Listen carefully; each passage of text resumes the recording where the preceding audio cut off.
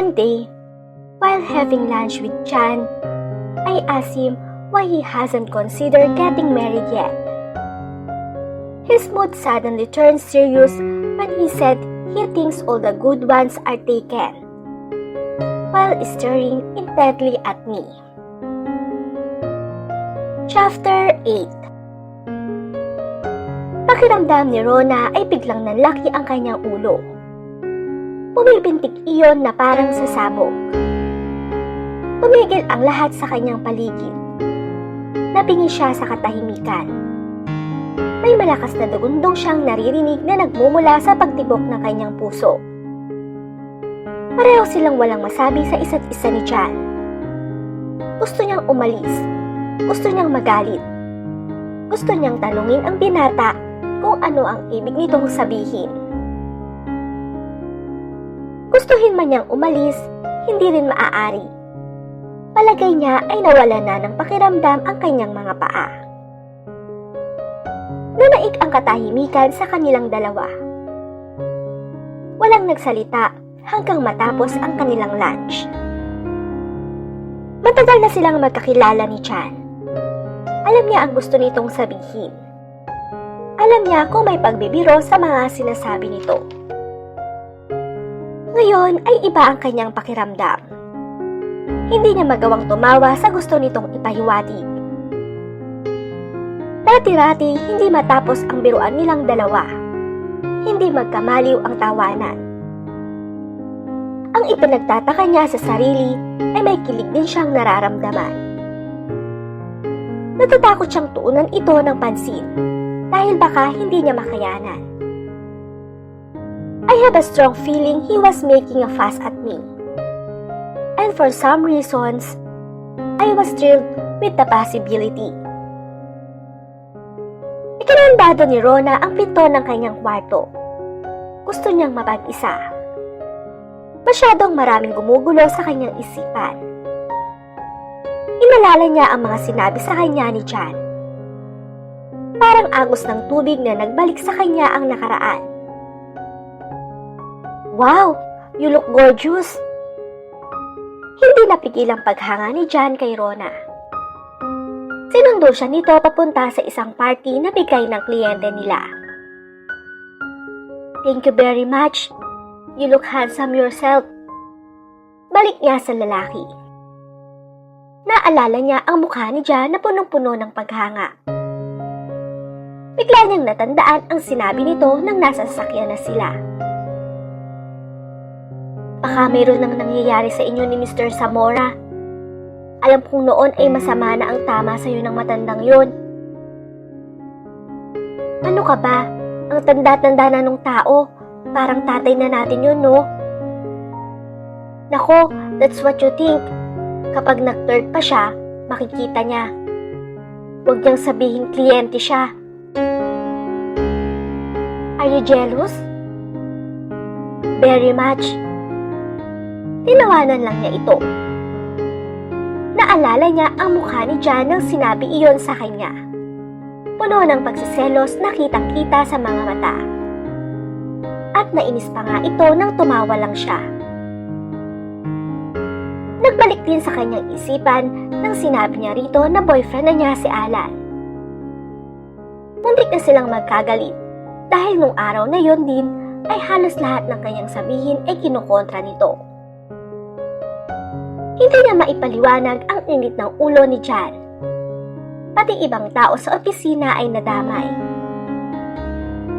Ngayon lang niya na-realize ang damdamin ng kaibigan. Jan, bakit hindi mo sinabi sa akin? Bakit wala ka man lang sinabi? Hindi mo ba naisip na baka gusto rin kita? Gulong-gulo ang kanyang isipan. Si Ruth, di ba sinabi mo sa akin noon na si Ruth ang gusto mo? Nangilid ang luha sa kanyang mga mata. Napukaw lang ito nang biglang nag-ring ang phone niya. Hindi niya ito masagot sa takot na baka si Jan ang nasa kabilang linya. Patuloy ang pag-ring ng telepono. Nakahinga siya nang tumigil na ito. Ilang sandali pa ay nag-ring na naman ang phone. Hello? Ipit na sagot ni Rona. Hello, Rona?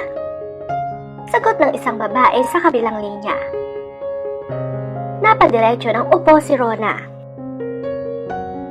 Yes, boss. Noon lang niya nakilala ang boses na kanilang boss. If you could come at my office, I would like to talk to you about the new product we're handling. Ngayon na po ba? Oo, sana. And on your way, pakidaanan na rin si John. I want him here too.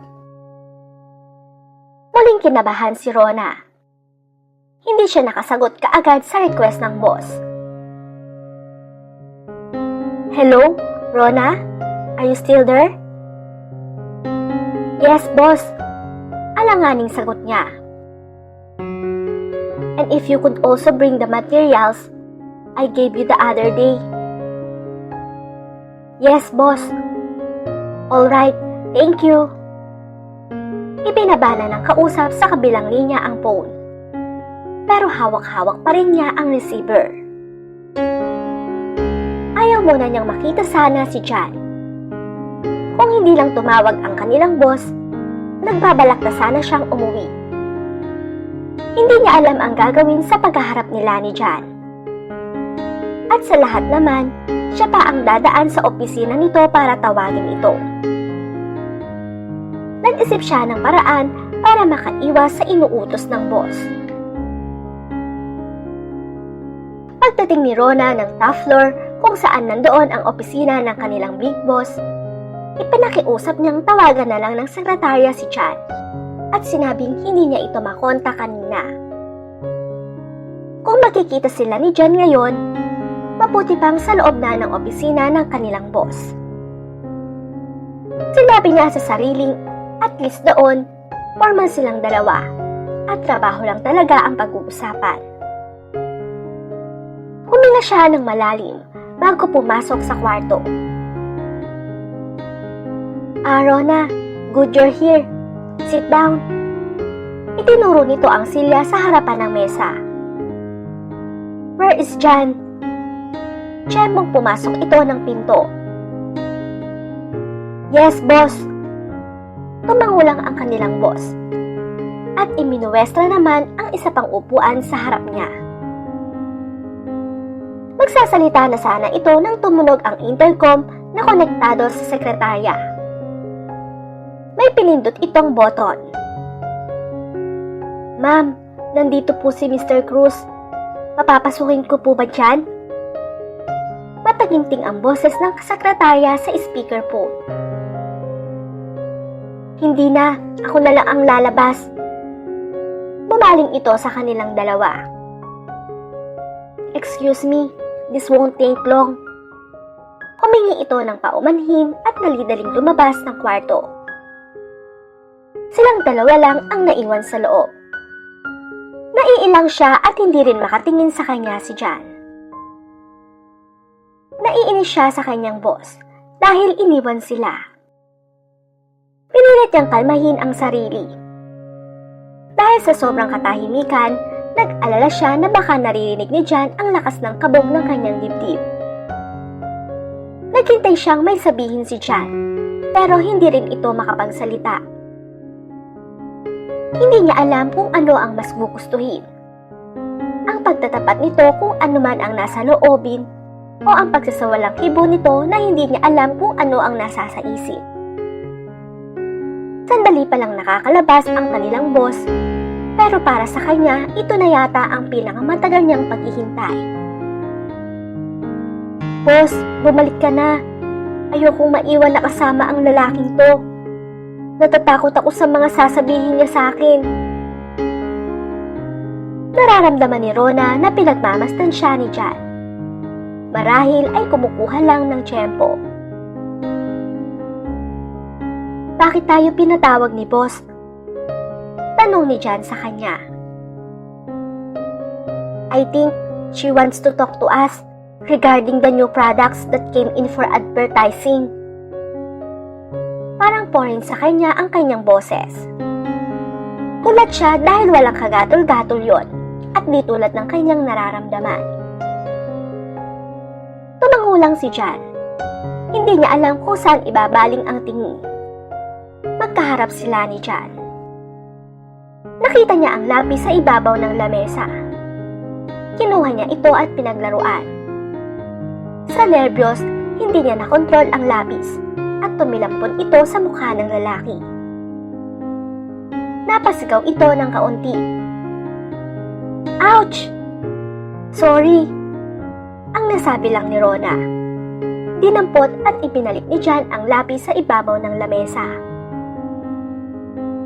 Sa ordinaryong pagkakataon, siguro ay nagtatawanan na sila ngayon dahil sa nangyari. Pero muling nangibabaw ang katahimikan sa kanilang dalawa. Sa isip niya, kung magtatagal pa ang kanilang boss sa labas, baka hindi na niya makayanan ang tensyon na nararamdaman. Baka siya mag-collapse at mas malaking aberya pa ito. Nagsisimula ng umikot ang kanyang paligid. Ilang sandali pa ay bumalik na ang kanilang boss. I am sorry about that. Sabi nito habang papunta sa dating upuan. Now, Rona, did you bring the papers? Tanong agad ito pagkaayos ng pagkakaupo. Inabot niya ang mga hiningi nito. Sandali nitong tiningnan at hinarap silang dalawa. I talked to the manufacturers of this product and they are willing to take at least 20% market share of the leading brand. This is the lowest they can get to at least maintain their product on the shelf for 2 years. Lower than this, their system will suffer. That's the quality of the product. Ibinaling sa kanya ang atensyon nito, waiting for her comments or suggestions. If I'm going to do this, I wanted a more narrow market segmentation. It is easier to determine which media would be helpful for the product. It may cost more on market research, but in the long run, it will be cheaper for them. It will cost less to exhaust the market than experiment on which media would be the most effective for the product. Eka ni Rona. Nagpapasalamat siya na nakakapag-isip pa rin siya ng maayos. I would like to meet with their marketing head. I saw a couple of gray areas which I would like to clarify regarding the report on product usage. Let us study this first before taking the project. Sabat ni John. Okay, fair enough. Mabilis na sagot ng boss nila. You see, the owner is a friend and this is his first venture. I want both of you to handle this and extend all the expertise we can provide. Gusto sanang tumutol ni Rona sa sinabi ng boss nila nang tumunog ulit ang intercom. Ma'am, excuse me. Is certain Mr. Renato Ablada is here from Sterling, Philippines. Sabat ng boses dito. May pinindot uli ang boss nila. Lilia, give me 5 minutes, then send him in.